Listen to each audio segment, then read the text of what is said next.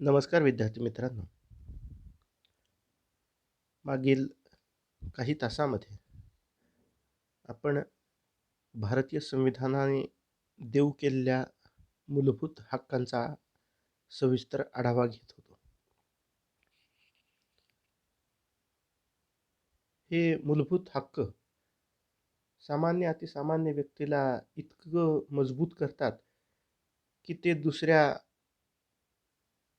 एखाद्या समाजाच्या, शक्तीच्या किंबहुना सरकारच्या देखील विरोधात उभे राहून आपल्या या न्याय्य हक्कासाठी आपली बाजू लावून धरू शकतात. या मूलभूत हक्कांच्या क्रमामध्ये आपण पाहिलं की कलम 14 ते 18 यामध्ये समतेचा हक्क देण्यात आलेला आहे. कलम 19 ते 22 भारतामध्ये असणाऱ्या स्वातंत्र्याच्या हक्काची सविस्तर आणि मूलगामी चर्चा संविधानात केलेली दिसते.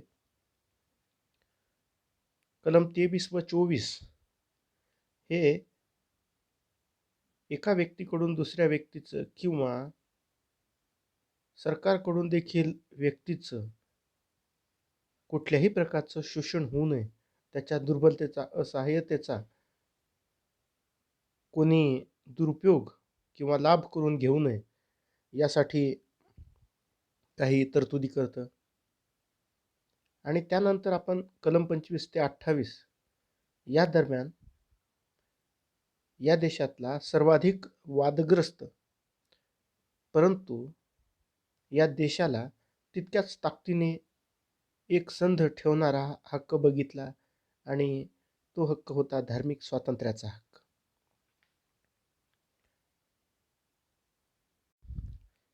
या धर्मस्वातंत्र्याच्या हक्कामध्ये आपण सदसद विवेक बुद्धीचे स्वातंत्र्य, धर्माचे मुक्त प्रकटीकरण, आचरण व प्रचाराचे स्वातंत्र्य पाहिले.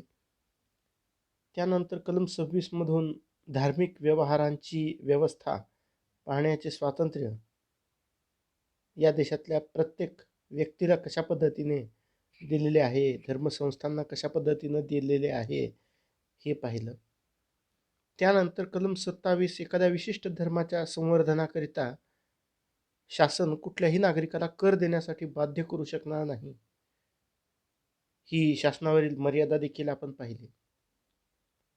आणि त्यानंतर ठराविक शैक्षणिक संस्थांतील धार्मिक शिक्षण अथवा उपासना यांना उपस्थित राहिलंच पाहिजे अशा प्रकारचं बंधन ही कुठलीही शिक्षण संस्था घालू शकणार नाही, हे देखील आपण सविस्तर पाहिलं.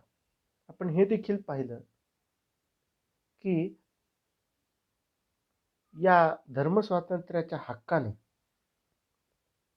शासनाने धर्माबाबत घेतलेली भूमिका की ना आम्ही धार्मिक ना अधार्मिक, ना आम्ही कुठल्या धर्माला जवळ करू ना दूर करू, ना कुठल्या धर्माचा प्रचार प्रसार करू किंवा कुठलाही धर्म हा राष्ट्रीय धर्म नसेल, अशा पद्धतीची ग्वाही या धर्मस्वातंत्र्याच्या हक्काने देऊ केली. आज आपण त्याच्या पुढे जो हक्क आहे आणि जो अतिशय महत्त्वपूर्ण आहे आणि जो भारताच्या असणाऱ्या विविधतेला अधिक सशक्त करतं, मजबूत करतं, तो हक्क आहे सांस्कृतिक व शैक्षणिक हक्क. मित्रांनो, आजपर्यंत आपण ऐकलेलं आहे की भारतात फार मोठ्या प्रमाणावर विविधता आहे, सांस्कृतिक विविधता आहे. ते खरं देखील आहे. भारतातील अनेक अल्पसंख्याक समूहांना आपण पाहतो की स्वतःची संस्कृती आहे, स्वतःची भाषा आहे, इतकंच काय तर स्वतःची त्यांची लिपी देखील आहे. अशा वेळी भारतात लोकशाही आहे आणि लोकमत धोरण ठरवू शकतं किंवा बहुसंख्याकांचा अल्पसंख्याकांवर अत्याचार होऊ शकतो, अशा बाबी या गृहीत धरून संविधानकारांनी अल्पसंख्याकांना या देशामध्ये विशेष संरक्षण देण्यासाठी, त्यांच्या संस्कृतीचं रक्षण करण्यासाठी किंवा बहुसंख्याकांकडून त्यांची संस्कृती ही अल्पसंख्याकांवर लादली जाऊ नये यासाठी काही अधिकार देऊ केलेले आहेत. त्यापैकी सांस्कृतिक व शैक्षणिक हक्क हे अत्यंत महत्त्वाचे आहे. व्यक्ती स्वातंत्र्याचा विचार जरी जुना असला तरीही समूहाचे अधिकार, गटांचे अधिकार हे एक नवीन, विशेषतः दुसऱ्या महायुद्धानंतर जे ज्यूंवर अत्याचार झाले होते त्यानंतर ही संकल्पना की समूहांचे देखील अधिकार असू शकतात आणि त्यांचं सुद्धा संरक्षण संवर्धन झालं पाहिजे, ही संकल्पना मोठ्या प्रमाणावर दृढ झाली होती. आणि त्या अनुषंगाने भारतीय संविधानामध्ये अल्पसंख्याक वर्गाच्या हितसंबंधांचे संरक्षण करण्यासाठी कलम 29 मध्ये तजवीज करण्यात आलेली आहे. काय आहे ही तजवीज? तर यामध्ये असं स्पष्ट सांगितलेलं आहे की संपूर्ण भारतात ज्या कोणत्या नागरिकांच्या गटाला आपली स्वतःची वेगळी भाषा, लिपी किंवा संस्कृती असेल त्यांना ती जतन करण्याचा हक्क राहील. त्यानंतर असंही स्पष्ट करण्यात आलेलं आहे याच कलमांतर्गत की राज्यांच्या किंवा राज्याचे अर्थसहाय्य असणाऱ्या कोणत्याही शैक्षणिक संस्थेत कोणत्याही नागरिकाला केवळ धर्म, वंश, जात, भाषा किंवा अशा कारणांमुळे कोणत्याही परिस्थितीत प्रवेश नाकारला जाणार नाही. अर्थात केवळ अल्पसंख्याकांनाच नाही तर बहुसंख्याकांनाही हा हक्क देण्यात आलेला आहे. म्हणजे नागरिकांना त्यांच्या भाषेच्या संरक्षणासाठी आंदोलन करता येते.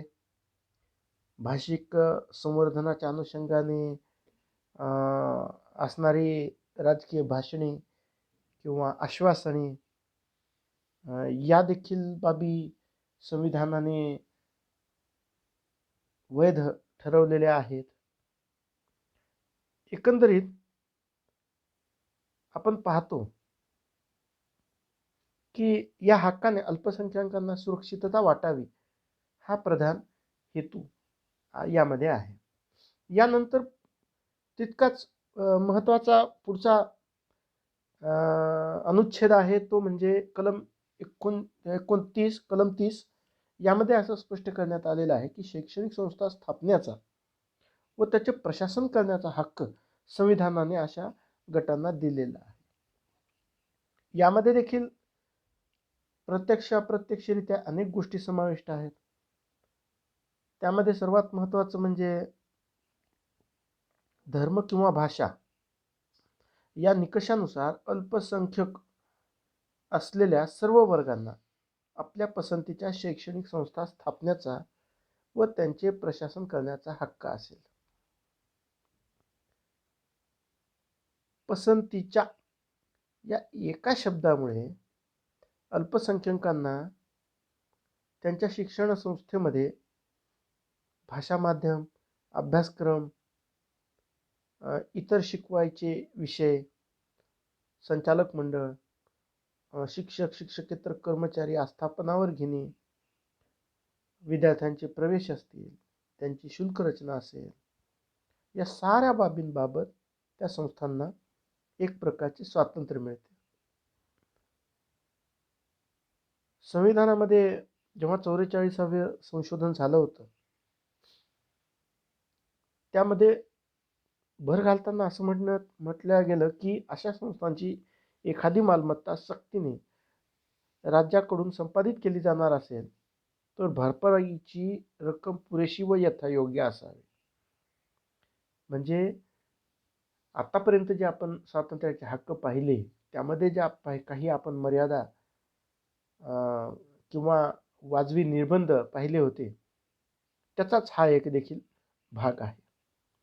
या कलमामध्ये असंही स्पष्ट करण्यात आलेलं आहे की शैक्षणिक संस्थांना सहाय्य देत असताना राज्य ती संस्था धर्म किंवा भाषा या निकषावर अल्पसंख्याक वर्गाच्या व्यवस्थापनाखाली असल्याच्या कारणावरून तिला प्रतिकूल होईल अशा प्रकारचा भेदभाव करणार नाही. म्हणजे आपण जाणता की विविध शैक्षणिक संस्थांना राज्य अनुदान देत असतं, आर्थिक किंवा इतर सहाय्य देत असतं. तर अशा वेळी राज्य हे सहाय्य जेव्हा देत असेल तेव्हा राज्य असा दुजाभाव करणार नाही की ही धर्म भाषा या आधारावर तयार झालेली वेगळी अशी शैक्षणिक संस्था आहे. कारण त्यांचं अल्पसंख्याकांची शैक्षणिक संस्था असणं हे त्यांच्या विरोधात जाऊ नये हा त्यामागील सर्वात मोठा उद्देश आहे. मित्रहो, हे सारे अधिकार असले तरी राज्याची नियंत्रक शक्ती देखील मोठी आहे बरं का. विद्यार्थी तसेच सामाजिक कल्याण, सार्वजनिक सुविधा, सुव्यवस्था, नीतिमत्ता, औद्योगिक संबंध, शैक्षणिक मानक, कार्यक्षमता, चांगले प्रशासन, शिस्त, आरोग्य, स्वच्छता किंवा ठराविक अभ्यासक्रमांचा आग्रह अशा अनेक कारणांआडून राज्य अल्पसंख्याकांच्या संस्थांवर कायद्याच्या माध्यमातून मर्यादा हे घालू शकतं. म्हणजे ज्याप्रमाणे व्यक्तीला अधिकार देत असताना ते अधिकार त्या व्यक्तीकडून यथायोग्यपणे वापरले जावेत अशी तजवीज करण्यात आलेली आहे. त्याच पद्धतीने भारतीय संविधानामध्ये समूहांना अधिकार देत असताना या समूहांकडून देखील हे अधिकार राष्ट्रहितामध्ये असतील किंवा या देशातल्या नागरिकांच्या आरोग्याशी सुव्यवस्थेशी ते विरुद्ध असणार नाहीत याची देखील तजवीज किंवा तरतूद ही या कलमानुसार करण्यात आलेली आहे. मित्रहो, या मूलभूत हक्कांचा जेव्हा आपण उल्लेख करतो तेव्हा अनेकदा अल्पसंख्याक हा शब्द वापरात येतो. अशा वेळी आपल्याला ही गोष्ट माहीत असली पाहिजे, विशेषतः स्पर्धा परीक्षांची तयारी करणारे जे विद्यार्थी आहेत त्यांना ही गोष्ट माहीत असली पाहिजे की हे अल्पसंख्याक असणं म्हणजे काय आहे. तर मित्रहो, ज्या देशात अनेकविध समूह अस्तित्वात असतात त्या देशात लिखित संविधान आणि त्यातही अल्पसंख्याकांची सुरक्षितता ही अतिशय महत्त्वपूर्ण ठरते. आपण अनेकदा पाहतो की मूलभूत हक्कांची प्रेरणा ही मुख्यतः बहुसंख्य विरोधी भूमिकेतून, अर्थात ज्याला इंग्रजीमध्ये काउंटर मेजॉरिटेरियन असं म्हणतात, असे असू शकते. भारतीय संविधानात मूलभूत हक्कामध्ये अल्पसंख्याकांचे संरक्षण दोन प्रकारे अवतरलेले आहे. एक धर्मस्वातंत्र्याचा हक्क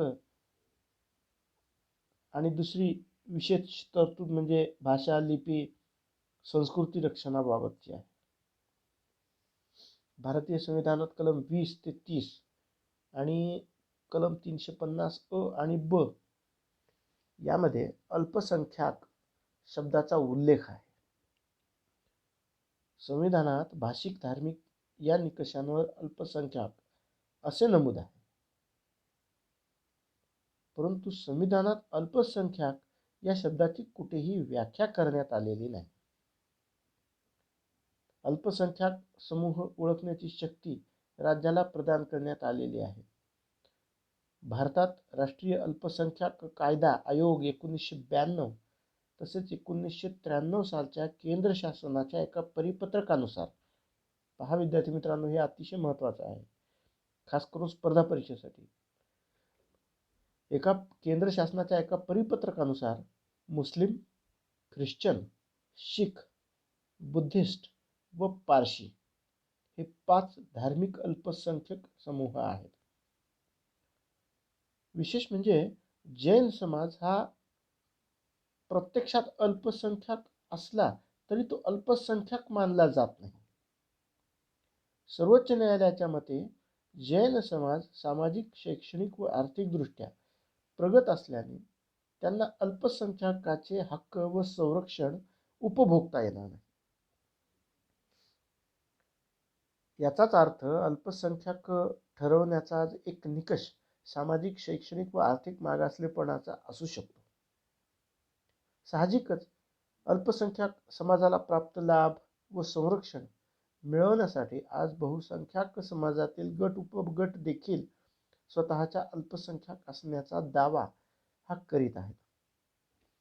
उदाहरणार्थ पंजाबमधील आर्य समाज असेल, बंगालमधील रामकृष्ण मिशन असेल इत्यादी. सर्वोच्च न्यायालयाने अनेक निकालांमध्ये अल्पसंख्याक दर्जा ठरवत असताना देशाच्या नाही तर संबंधित राज्याच्या लोकसंख्या विचारात घेऊनच ते ठरविण्यात बाबत स्पष्ट केले आहे.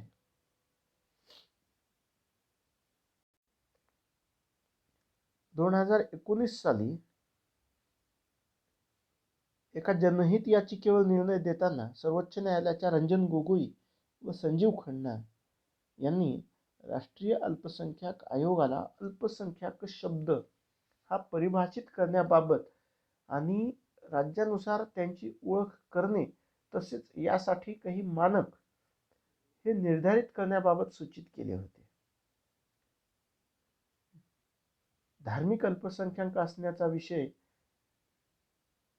भाषिक आधारावरील अल्पसंख्याक असण्यापेक्षा अधिक संदिग्ध आणि गुंतागुंतीचा आहे.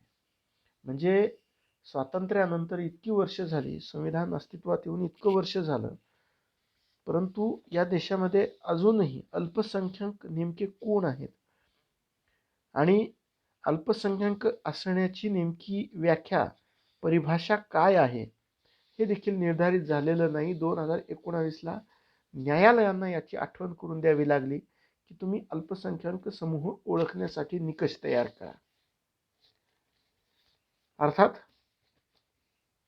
भारतीय संविधानामध्ये फक्त व्यक्तीच्याच हितसंबंधांची काळजी घेण्यात आलेली नाही, तर जे समूह आहेत त्यांच्या देखील हितसंबंधांची तितकीच सक्षमतेने काळजी घेण्याबाबत चर्चा करण्यात आलेली आहे. त्यांना तितकंच संरक्षण हे देण्यात आलेलं आहे. पुढील भागामध्ये आपण अत्यंत महत्त्वाच्या विषयांवर चर्चा करणार आहोत. तुर्तास धन्यवाद.